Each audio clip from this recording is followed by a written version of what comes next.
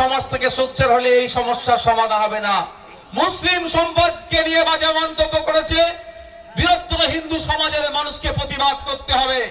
হিন্দু সমাজের দেবদেবীকে নিয়ে যদি কোনো কটু কথা বলে, মুসলিম সমাজকে তার প্রতিবাদ করতে হবে। তাহলেই দেখবেন এটা আইনের মাধ্যমে হোক, আর বলার তাদের সাহস পাবে না। যাক, প্রসঙ্গ ফিরে আসি। অসীম বাবুর নাম্বারটা ফেসবুকে অনেকে পোস্ট করেছে, এর সাথে আমি সহমত নয়। কারণ কি হবে, এতে সহজ সরল মানুষ আরো বিপদে পড়বে। আমি অনুরোধ করব, আপনার রাইট আছে, আপনার অধিকার আছে, আপনি থানায় যান, সিঙ্গেল গিয়ে আপনি অভিযোগ করুন।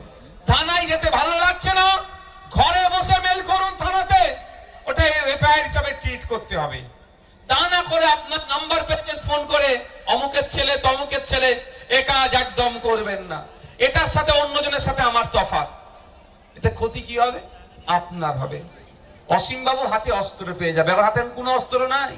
অসীম বাবু এখন গাড্ডায় পড়ে গেছে। অসীম বাবুকে আগামী দিনে কোর্টে গিয়ে প্রমাণ করতে হবে, মমতা ব্যানার্জির পুলিশকে আমি দিয়েছি, অভিযোগ দায়ের করেছি। মমতা ব্যানার্জি এবং তার পুলিশ যদি অসীম বাবুর বিরুদ্ধে ব্যবস্থা গ্রহণ না করে, আমি বলছি চুপ থাকার আমি ছেলে নয়।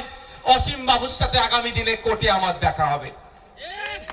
কিন্তু ওই কোর্টে দেখা হওয়ার আগে আরো 50-100 জনের সাথে যদি অসীম বাবু কোর্টে দেখা করে নাই, তাহলে তো লস আপনার হলো।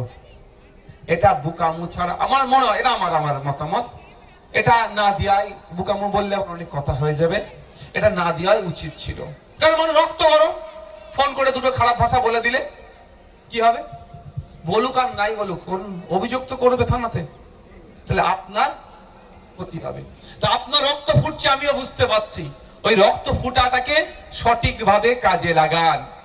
রক্ত ফুটছে মানে ফোন তুলেই চারটে কড়া ভাষা বলে দেওয়া না, এটাকে নয়, কন্ট্রোল করুন। যদি আপনার নিজের প্রতি না নিজের কন্ট্রোল থাকেন, আপনি সুস্থ মস্তিষ্কের মানুষ। আমারও রাগ হয়ে যায়, কিন্তু কন্ট্রোল করতে হবে। আর এটা ধর্মীয় বিষয়। আপনাকে একটা চর মেরেছে, মেরে দিয়েছেন বা মারতে এসছে, আপনি ঢুকেছেন। আইপিসি 37 মনে হয় আছে, এখন মনে হয় বিএনএস 37 হয়ে গিয়েছে। অর্থাৎ প্রতিরোধ করার একটা অধিকার আছে, আইনে আছে। সেটা আলাদা ব্যাপার। এখানে ধর্মীয় বিষয়, আপনিও যদি উন্মাদনা ছড়ান, তাহলে আপনার ধর্মকে নিয়ে তো আরো খারাপ কথা বলবে। তাহলে আপনাকে ঠান্ডা মাথায় এর বিহিত করতে হবে। তাই বলছি আবারও, ওই অসীম বাবুর নাম্বার ফেসবুকে দিয়েছে বলে আপনারা ফেসবুকে বেশি নাম্বারে ফোন করার প্রয়োজন নাই।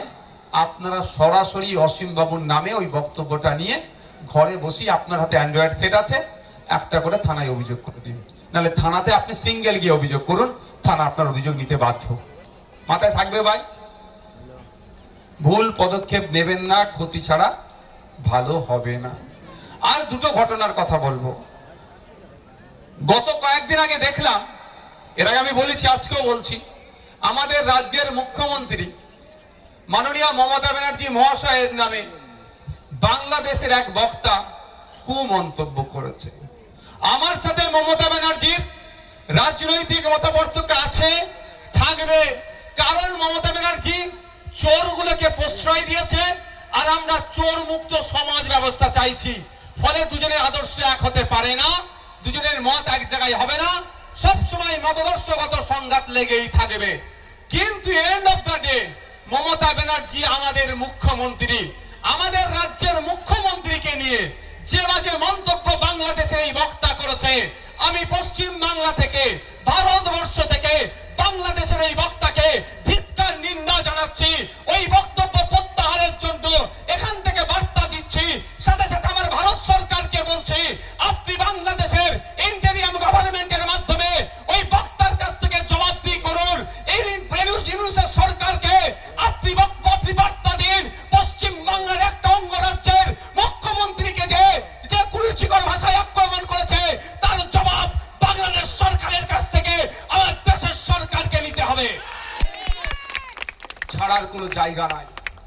মমতা ব্যানার্জি ভুল করবে, সমালোচনা করি আর করব। এবার আমরা কি বলি, সমস্ত চোরেদেরকে প্রশ্রয় মমতা ব্যানার্জি দিচ্ছে, কিন্তু ব্যক্তিগত পরিসরে গিয়ে তাকে আক্রমণ করবে আমরা মেনে নিতে পারি না। আমার দেশের সরকারের কাছে আমি অনুরোধ করব যে ইমিডিয়েট ইউনূস সরকারের কাছে আপনি এর জবাব তলব করেন। রাজনৈতিক মতপার্থক্য ছিল, আছে, থাকবে, আদর্শগত মতপার্থক্য ছিল, আছে, থাকবে, কিন্তু আমার রাজ্যের মুখ্যমন্ত্রীকে কটু ভাষায় আক্রমণ করবে, এটা আমরা মেনে নিতে পারবো না। কারণ সাংবিধানিক পদে তিনি বসে আছেন, তার হাতে সার্টিফিকেট আছে, তাকে আপনাকে আমাকে সম্মান দিতে হবে। আপনি আমি যদি সংবিধানকে ভালোবাসি, আপনি আমি যদি সংবিধানকে মেনে চলি, সংবিধানকে সম্মান দিতেই হবে। যে সংবিধানের বলে, আর্টিকেলের বলে মমতা ব্যানার্জি চিফ মিনিস্টার সিটে বসে আছে, সুতরাং আমি আপনি সংবিধানকে পাথেয় করে আমার দেশের আইনকে মেনে চলছি, তাই আইনকে স্নেহ মান্যতা দিয়ে চিফ মিনিস্টারের সিটে বসেছে। সেই চিফ মিনিস্টারকে যদি অকথ্য ভাষায় আক্রমণ করা মানে সংবিধানের ওই পদটাকে আক্রমণ করলো, ওই চেয়ারটাকে আক্রমণ করলো, তা আমার সংবিধানকে আক্রমণ করবে, আমরা চুপ থাকতে পারবো না। তাই ভারত সরকারের কাজ হবে ইমিডিয়েট জবাব তলব করা। গতকাল কি শুনলাম, আমাদের রবি ঠাকুর, জানেন তো নাকি গো, বিশ্বগুরু রবি ঠাকুর, যিনি নোবেল পুরস্কারকে নাইট উপাধি প্রত্যাখ্যান করেছিল 1919 মনে হয়, হ্যাঁ 1919 সালে নাইট উপাধি প্রত্যাখ্যান করেছিল ব্রিটিশদের দেওয়া।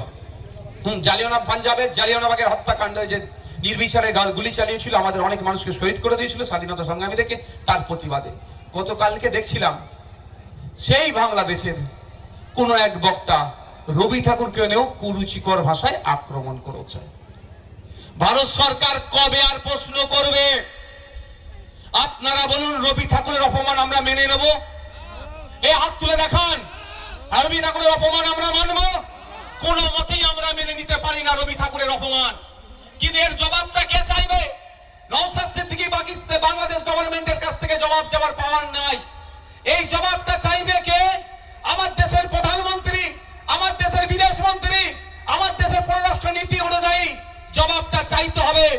আমি আমার দেশের প্রধানমন্ত্রীকে এই বার্তা দিতে চাই যে শুভেন্দু অধিকারী কদিন আগে দীপু দাসকে, বাংলাদেশের সংখ্যালঘু দীপু দাসকে খুন করা নিয়ে অনেক কথা বলেছেন, তাকেও আমি বার্তা দিতে চাই, অবশ্যই দীপু দাসকে যে খুন করেছে তার বিরুদ্ধে ইন্ডিয়ান সেকুলার ফ্রন্ট ডেপুটেশন দিয়ে এসেছে ডেপুটি হাই কমিশনের কাছে, যে এটা কোনোদিন মেনে নেওয়া যায় না। কিন্তু আপনার কাছে আমি বার্তা দিতে চাই, আপনি দীপু দাস নিয়ে কথা বলছেন, সব কথা বলছেন, আমাদের রবি ঠাকুরকে যেভাবে বাংলাদেশের এই বক্তা অপমান করলো, এর জবাব চাওয়ার জন্য বাংলাদেশ সরকারের কাছে এখন পর্যন্ত আমার দেশের সরকার কি বার্তা দিয়েছেন, কি লেখা পাঠিয়েছেন, কি জানতে চেয়েছেন, সেটাও পাবলিক ডোমিনে ডিসক্লোজ করা হোক, পাবলিক ডোমিনে দেওয়া হোক। চাইবো না আমরা? রবি ঠাকুরের নামে মনে হয় ভোট হবে না, ওই জন্য রবি ঠাকুরের অপমানকে ওরা সইয়ে নেবে। দীপু দাসের নামে হয়তো ভোট হতে পারে, ওই জন্য শুধু দীপু দাসকে নিয়ে কথা বলবে।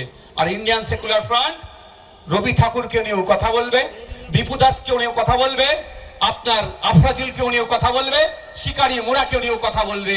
এটা